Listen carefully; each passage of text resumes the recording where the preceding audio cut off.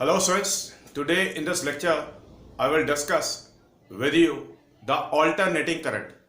बेटा अभी तक हमने करंट इलेक्ट्रिसिटी के अंदर कांस्टेंट करंट स्टडी किए थे। बेटा जब कभी भी किसी भी सर्किट को बैटरी से कनेक्ट करते हैं तो बैटरी हमेशा कांस्टेंट पोटेंशियल डिफरेंस प्रोवाइड करती है और सर्किट में जो करंट फ्लो करता है वो कांस्टेंट करंट होता है। तो स्टूडेंट्स ऑल्टरनेटिंग करंट क्या होता है, ऑल्टरनेटिंग करंट कांस्टेंट करंट से कैसे डिफरेंट होता है, आज हम इस बारे में डिस्कस करेंगे।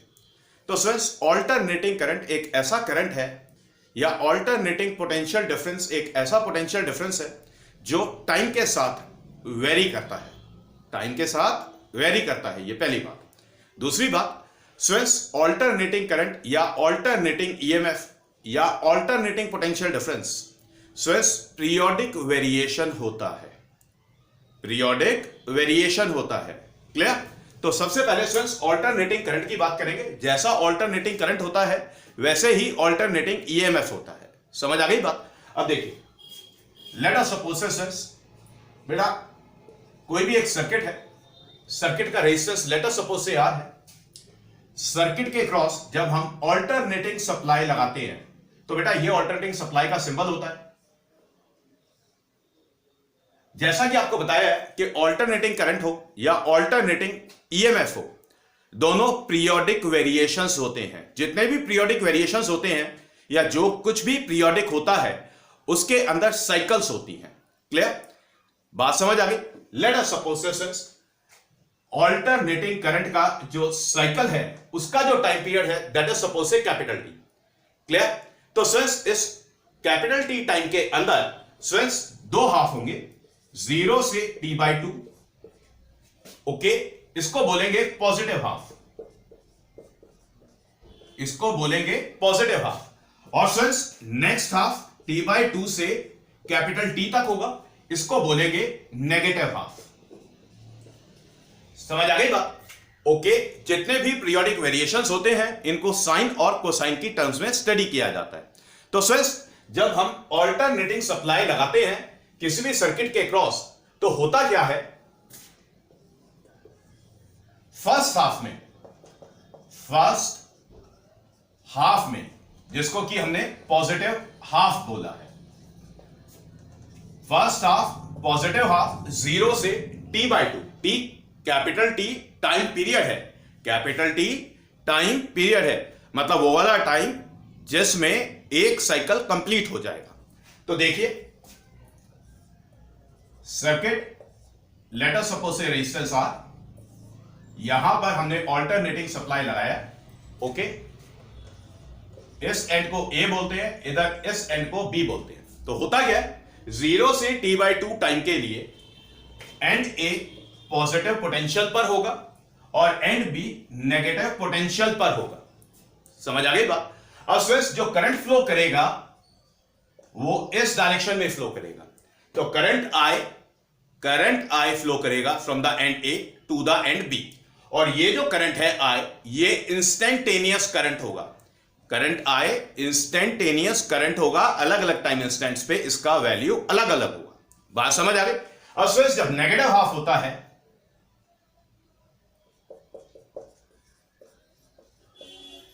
Second half negative half, negative half में क्या होता है, सर्किट वही है,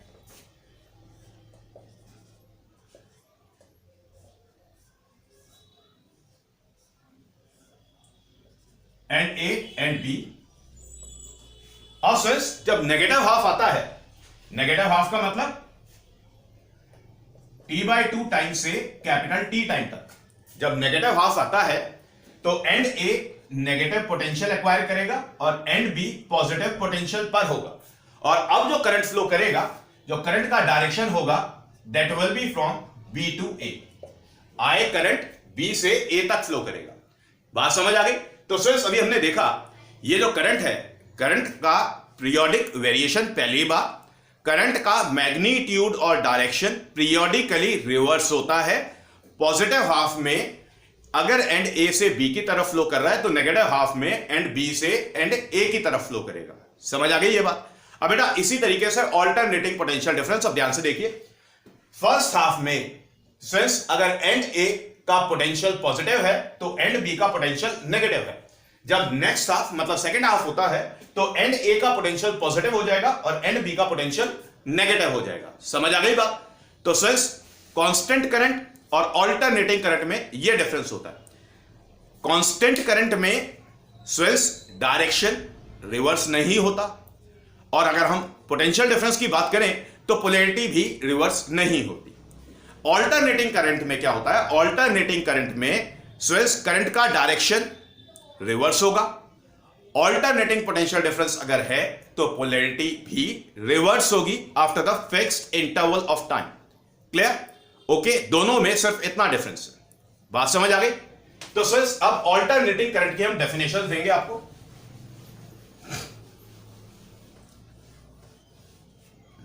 तो ऑल्टरनेटिंग करंट को डिफाइन अगर करना है तो ऑल्टरनेटिंग करंट को कैसे डिफाइन करेंगे आप? It can be defined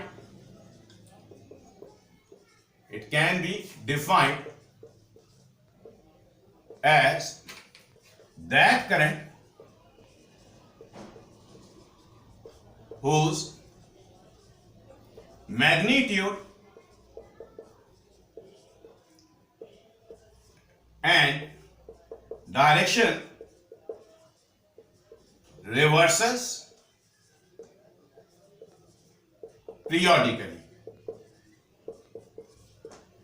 It can be defined as that current whose magnitude and direction reverses periodically. बेटा अगर इन जनरल बात करें तो बोलेंगे alternating current is the periodic variation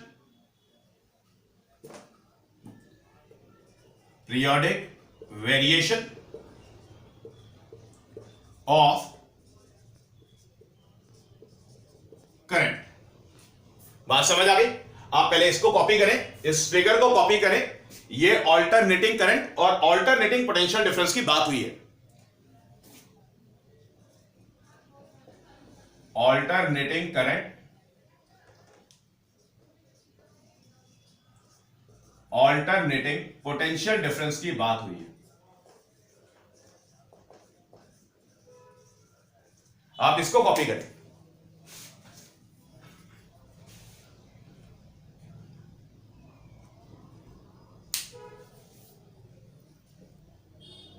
yes sir, अब ध्यान से देखिए।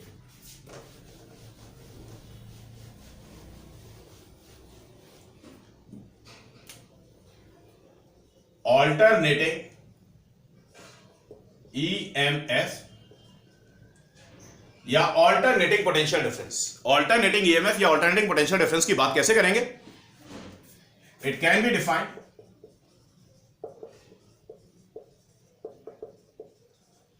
as that potential difference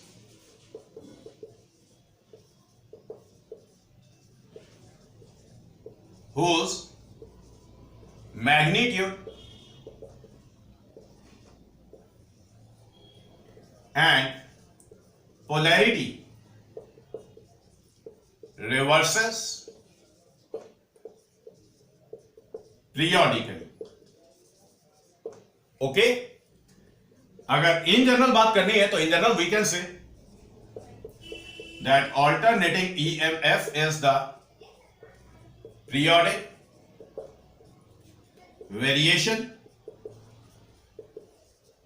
of potential difference.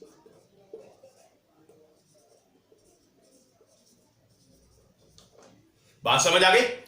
तो सिर्फ पॉजिटिव हाफ में एंड ए और बी के बीच में पोटेंशियल डिफरेंस है, एंड ए पॉजिटिव पोटेंशियल पर है एंड बी नेगेटिव पोटेंशियल पर है। जब नेगेटिव हाफ आएगा या नेक्स्ट हाफ आएगा तो ए और बी के बीच में पोटेंशियल डिफरेंस रहेगा, एंड ए नेगेटिव पोटेंशियल पर होगा और एंड बी पॉजिटिव पोटेंशियल पर होगा। बात समझ आ गई? जल्दी से कॉपी कर ले।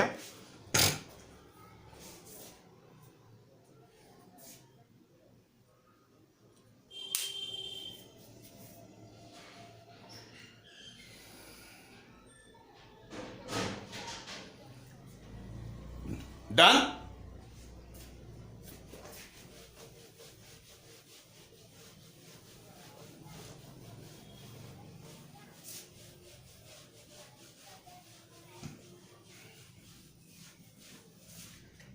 अब फ्रेंड्स बात करेंगे मैथमेटिकली ऑल्टरनेटिंग करंट को कैसे डिफाइन करेंगे और ऑल्टरनेटिंग ईएमएफ को कैसे डिफाइन करेंगे।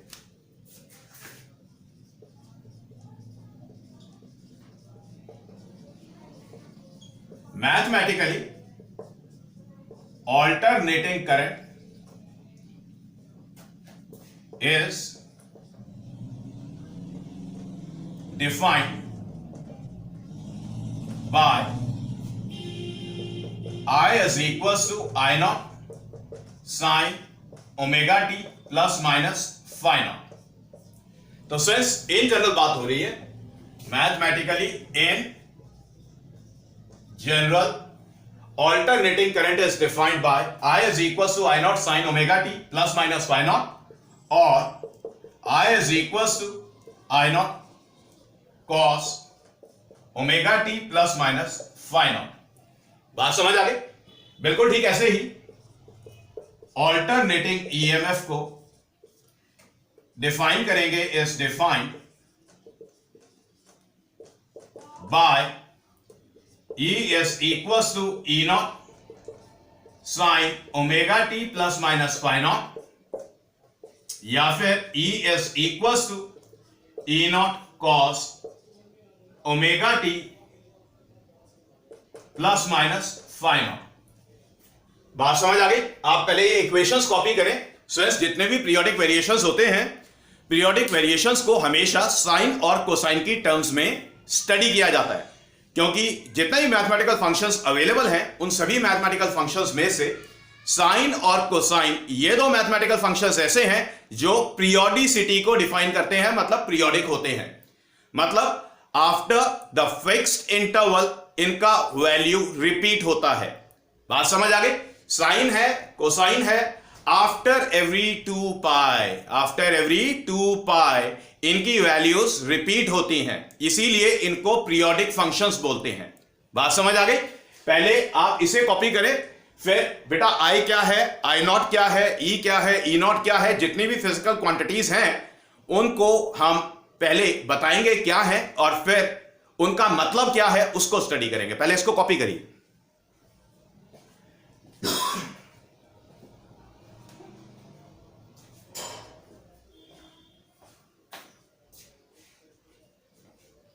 यस फ्रेंड्स ना, अब ध्यान से देखिए।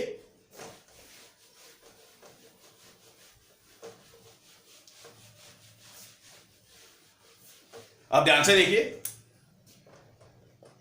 I is equals to I naught sin omega t plus minus phi naught, I is equals to I naught cos omega t plus minus phi naught। ये alternating current के लिए है। ऑल्टरनेटिंग ईएमएफ के लिए था E was equals to E naught sin omega t plus minus से phi naught और thus E is equals to E naught cos omega t plus minus से phi naught। ओके, अब ध्यान से देखिए, I और E, I और E, बेटा ये जो लेफ्ट में लिखा है I और E, ये इंस्टेंटेनियस वैल्यूज होती हैं। इनको क्या बोलते हैं? Instantaneous values of alternating current और the alternating EMF is the instantaneous values of alternating current or alternating EMF, that is the values at any time t equals to t। बेटा यहां पर ध्यान से देखिए, ओमेगा टी लिखा हुआ है। अब टी की वैल्यूज जैसे जैसे अलग अलग होंगी, बदलेंगी, तो आई की वैल्यूज भी अलग अलग होंगी, बदलेंगी, ई की वैल्यूज भी अलग होंगी और बदलेंगी। समझ आ गई बात? तो ये एक नंबर बात समझ आ गई। दूसरा नंबर, अब ध्यान से देखिए बेटा, साइन और कॉस के फंक्शन के लेफ्ट में ये जो आई नॉट लिखा है और ई नॉट लिखा है, these are the peak values. I naught और E naught, they are the peak values of alternating current और ऑल्टरनेटिंग ईएमएफ। बेटा पीक वैल्यू से मतलब क्या होता है? पीक वैल्यू से मतलब होता है मैक्सिमम वैल्यूज। पीक वैल्यू से मतलब क्या होता है? Maximum values. बात समझ आ गई? तो बेटा आई समझ आ गया, आई नॉट समझ आ गया, ई समझ आ गया, ई नॉट समझ आ गया। क्लियर हो गई बात? साइन और कोसाइन ये तो ट्रिग्नोमेट्रिक फंक्शंस हैं जो पीरियोडिसिटी को डिफाइन करते हैं। क्लियर? अब बेटा देखिए, जैसे कि ऑल्टरनेटिंग करंट है या ऑल्टरनेटिंग ईएमएफ है, they are the periodic variations, तो स्टूडेंट्स कहीं ना कहीं साइकिल्स होती हैं। ओके, अब बेटा हर साइकिल का अपना टाइम पीरियड होता है। हर साइकिल का अपना टाइम पीरियड होता है। और स्टूडेंट्स कितने सेकंड में कितनी और एक सेकंड में कितनी साइकिल्स कंप्लीट हो रही हैं, इसको फ्रीक्वेंसी बोलते हैं। तीसरे नंबर पे capital T is the time period of each cycle, time period of each cycle। चौथे नंबर पे new is the frequency of alternating current और alternating EMF।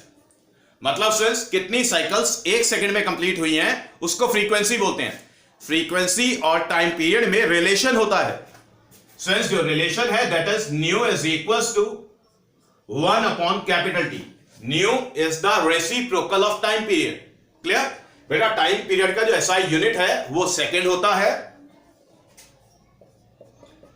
SI unit is second. और बेटा फ्रीक्वेंसी का जो एसआई यूनिट है, SI unit is hertz. बेटा H Z से डिनोट करना है। हर्ट्ज को एच जेड से डिनोट करना है। कॉपी करिए फिर आगे बात करते हैं।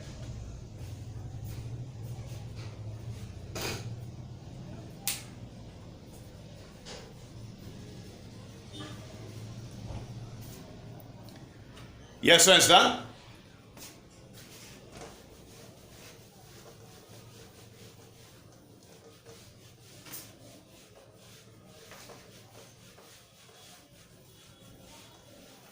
अब बड़े ध्यान से देखिए, स्टूडेंट्स ब्रैकेट में सबसे पहले ओमेगा लिखा हुआ है। ये जो ओमेगा होता है इसको एंगुलर फ्रीक्वेंसी बोलते हैं। पांचवें number, omega is the angular frequency. Omega is the angular frequency of alternating current और द ऑल्टरनेटिंग ईएमएफ। ये जो ओमेगा होता है mathematically it is the product of 2 pi and the frequency. 2 pi and the frequency. Okay, it is also written as 2 pi by capital T. और since इसका जो SI unit है, SI unit is radian per second. SI unit is radian per second. बात समझ आ गई? इसके बाद छठे नंबर पे बेटा साइन और कॉस का ये जो एंगल है इसको बोलते हैं आर्ग्यूमेंट, जो ब्रैकेट में लिखा हुआ है। Omega T plus minus phi naught is the phase of alternating current और ऑल्टरनेटिंग ईएमएफ। बेटा ये जो साइन का या कोसाइन का जो एंगल है जिसको आर्ग्यूमेंट बोलते हैं that is omega T plus minus phi naught, इसको फेज बोलते हैं। बेटा फेज वो फिजिकल क्वांटिटी है जो किसी भी पीरियोडिक वेरिएशन में फिजिकल क्वांटिटी का इंस्टेंटेनियस वैल्यू और सेंस ऑफ वाइब्रेशन डिफाइन करता है। फेज क्या करता है? Phase, it is the physical quantity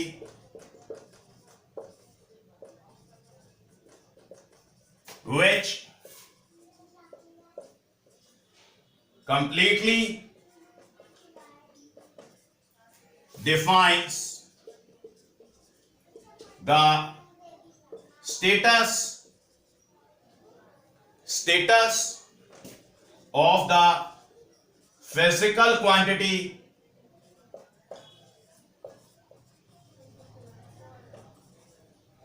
varying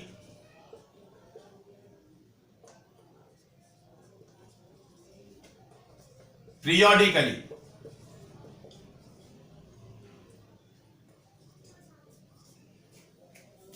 okay बेटा, स्टेटस से मतलब क्या होता है? स्टेटस से मतलब होता है value, that is the magnitude. दूसरा, sense of change of the physical quantity. Copy करें।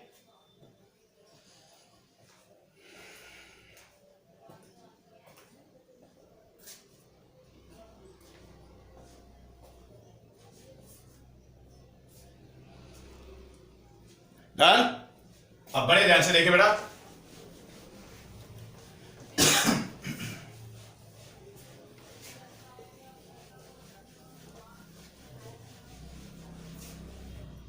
बेटा 7वें नंबर पे बेटा ये जो फाई नॉट लिखा हुआ है, phi naught is the initial phase. Phi naught is the initial phase. Phase को हमेशा टाइम पीरियड की टर्म्स में स्टडी किया जाता है या फिर 2 पाई की टर्म्स में स्टडी किया जाता है। अभी मैं आपको समझाता हूं। क्लियर? अब बड़े ध्यान से सुने मेरी बात। ये इन जनरल 7 बातें कंप्लीट हो गई। अब स्टूडेंट्स, आपने क्या करना है? आपने ऑल्टरनेटिंग करंट के लिए कौन सा इक्वेशन कब यूज करना है, मैं पहले वो बता रहा हूं। ठीक है, आप इसको कॉपी करें।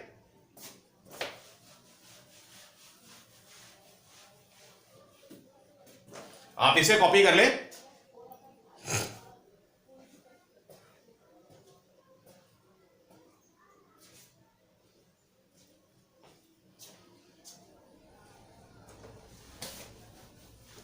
यस सर, सब मेरी बातें ध्यान से सुने। ये तो एक जनरल बात हो गई। ऑल्टरनेटिंग करंट और ऑल्टरनेटिंग ईएमएफ क्या होते हैं, मैथमेटिकली उन्हें कैसे डिफाइन करते हैं, और बेटा जितने भी सिंबल्स इन्वॉल्व हैं उन सिंबल्स का मतलब क्या है, उनका नाम क्या है। ठीक है, अब ध्यान से सुनिए। If at time t equals to 0, if at time t equals to 0, ये डाटा में गिवन होगा, से I इज इक्वल्स टू 0, मतलब the instantaneous value of the current is 0, तो आपने यूज करना है I is equals to I naught sine omega T. ये सेंस आपके लिए है। इससे पहले जो डिस्कशन हुई है वो एक जनरल डिस्कशन थी।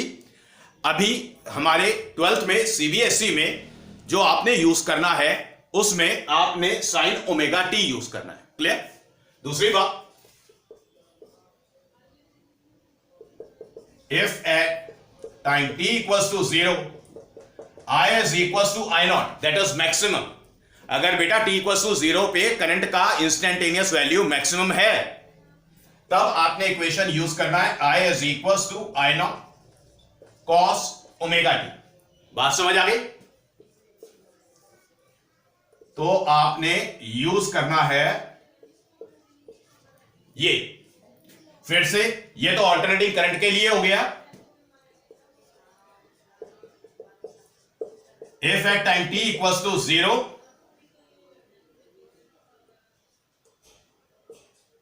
E is equals to 0, that is the instantaneous value of the alternating EMF is 0, तो आपने यूज करना है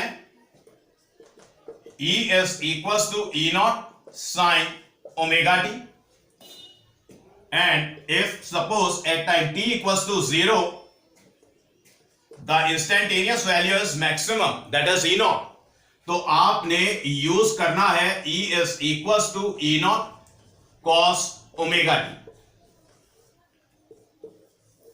बात समझ आ गई स्टूडेंट्स?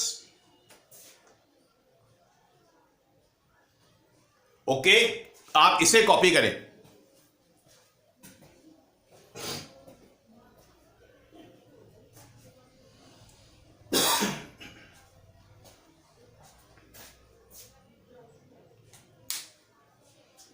Yes sir. अब ध्यान से देखिए बेटा, मैं आपको graphical variation of alternating current दिखा रहा हूं पेपर पे, जब इंस्टेंटेनियस वैल्यू जीरो है at time t equals to zero.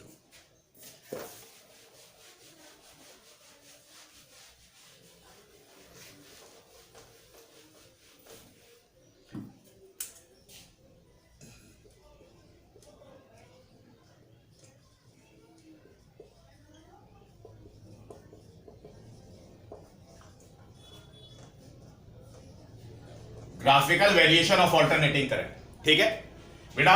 हमने यूज किया equation I is equals to I naught sine omega T. The instantaneous value of the alternating current is defined by I is equals to I naught sine omega T. तो students यहां पर alternating current time के साथ कैसे very करेगा, graphical representation है बेटा। Instantaneous value को हमने प्लॉट किया वर्टिकल के लॉन्ग और टाइम को प्लॉट करेंगे हॉरिजॉन्टल के लॉन्ग। तो स्टूडेंट्स ये यहां पर साइन का ग्राफ होता है, बात समझ आ गई। यहां पर साइन का ग्राफ होता है। अब देखिए ध्यान से, यहां पर टाइम प्लॉटेड है, यहां पर ओरिजिन बोलेंगे, यहां पर बोलेंगे at time t equals to zero I is equals to zero. अब आप देखेंगे कि करंट का जो वैल्यू है वो ऑसिलेट करेगा बिटवीन द मैक्सिमम वैल्यू से I नॉट, ओके, और नेगेटिव टेरिटरी में भी वैल्यू मैक्सिमम होगा and this maximum value is minus I not, minus I not. Clear? अब ध्यान से देखिए, पहले क्या होता है, पहले करंट का इंस्टेंटेनियस वैल्यू इंक्रीज होता है जीरो से इंक्रीज होकर के मैक्सिमम होता है I नॉट। और ये कब होगा, ये तब होगा जब टाइम का वैल्यू कैपिटल T बाय 4 होगा। Capital T is the time period. बात समझ आ गई? अब फिर क्या होता है, फिर स्टूडेंट्स ये जो पॉजिटिव वैल्यू है ये I नॉट से डिक्रीज होकर के जीरो होती है। जब डिक्रीज होकर के जीरो हो जाएगी तो बोलेंगे हाफ साइकिल कंप्लीट हो गया। क्या बोलेंगे? हाफ साइकिल कंप्लीट हो गया। तो यहां पर जो टाइम इंस्टेंट है that will B t by 2। Clear? अब बेटा ये जो हमने पॉजिटिव हाफ और नेगेटिव हाफ की बात की थी, तो जीरो से लेके कैपिटल T by 2 के बीच में इंस्टेंटेनियस करंट का जो वेरिएशन है उसको बोलते हैं पॉजिटिव हाफ, उसको बोलेंगे पॉजिटिव हाफ। अब स्टूडेंट्स इसके बाद क्या होता है, इसके बाद आता है नेगेटिव हाफ। नेगेटिव हाफ में क्या होता है, अब बेटा करंट का वैल्यू रिड्यूस होकर जीरो हो गया था, जीरो से इंक्रीज होकर के फिर से मैक्सिमम होता है लेकिन नेगेटिव टेरिटरी में, मतलब ऑपोजिट साइड में। तो अब यहां पर जो टाइम इंस्टेंट होगा that will be 3t by 4। Okay, at time instant 3t by 4 current का instantaneous value it becomes minus I naught. Okay, then again it reduces to minimum that is zero. तो सिर्फ alternating current का instantaneous value reduce होकर के zero होता है at time capital T। तो आपने देखा जीरो से t by 2 टाइम के लिए हमने पॉजिटिव हाफ की बात की है, जीरो से t by 2 टाइम के लिए हमने पॉजिटिव हाफ की बात की है, और t by 2 से जीरो के लिए हम नेगेटिव हाफ की बात कर रहे हैं। क्लियर? समझ आ गया? अब बेटा देखिए, जो वेरिएशन पॉजिटिव हाफ में है वैसा ही वेरिएशन नेगेटिव हाफ में है। मतलब पॉजिटिव हाफ और नेगेटिव हाफ एक दूसरे की कार्बन कॉपी है, मतलब यहां पर सिमेट्री आपको दिखाई दे रही है। क्लियर? इसीलिए स्टूडेंट्स हमने बोला था कि ऑल्टरनेटिंग करंट, स्टार्टिंग में बोला था ऑल्टरनेटिंग करंट और alternating EMF they are nothing but the periodic variations of current and the potential differences. मतलब इनकी जो इंस्टेंटेनियस वैल्यू है, किसी भी टाइम इंस्टेंट पर जो वैल्यू होती है करंट की या पोटेंशियल डिफरेंस की, उसको बोलते हैं इंस्टेंटेनियस वैल्यू। तो ये जो इंस्टेंटेनियस वैल्यूज हैं ये टाइम के साथ चेंज होती हैं, रेगुलर वेरिएशन होता है। और सिंस ऑल्टरनेटिंग करंट अगर है तो डायरेक्शन पीरियोडिकली रिवर्स होती है। After the negative half direction reverse हो जाएगी। अगर ऑल्टरनेटिंग पोटेंशियल डिफरेंस की बात हो रही है तो पोलैरिटी रिवर्स हो जाएगी। समझ आ गई बात? आप जल्दी से पहले इसको कॉपी करें, फिर इसके बाद फेज कैसे मार्क किया जाता है, फेज क्या होता है मैं आपको दिखाता हूं।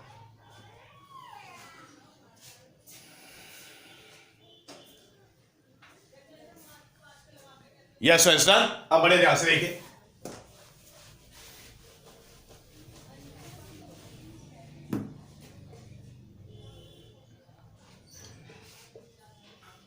फेज कैसे मार्क करना है वो देखिए। The instantaneous value of the current is plotted over here along the vertical. बेटा इक्वेशन हमने यूज किया साइन ओमेगा टी, यहां पर टाइम टी को प्लॉट किया है, हॉरिजॉन्टल एक्सिस के अलोंग टाइम टी प्लॉटेड है। At time T equals to 0 I is equals to 0 हमने बोलना है the phase by is equals to 0। At time T equals to 0 point ओ पर phase 0। At time T equals to capital T by 4 पर phase pi का value it will be equals to pi by 2। Okay, at time instant से capital T by 2 पर इस वाले point को A बोल देते हैं। बेटा इस वाले पॉइंट को हम यहां पर, इस वाले पॉइंट को हम B बोल देते हैं। ओके, पॉइंट B पर जो फेज का वैल्यू है that will B pi.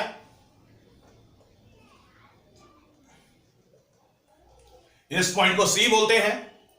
Okay, और यहां पर जो टाइम का वैल्यू है it will be 3t by 4 और जो फेज का वैल्यू है it will B 3 pi by 2। Okay, और पॉइंट D पर टाइम कैपिटल T और जो फेज है दैट विल बी 2 पाई। बात समझ आ गई? ओके, तो students sine omega T plus minus Y naught phase का मतलब समझ आ गया, पाई की टर्म्स में हम इसको स्टडी करते हैं। ओके, आप इसको कॉपी करें।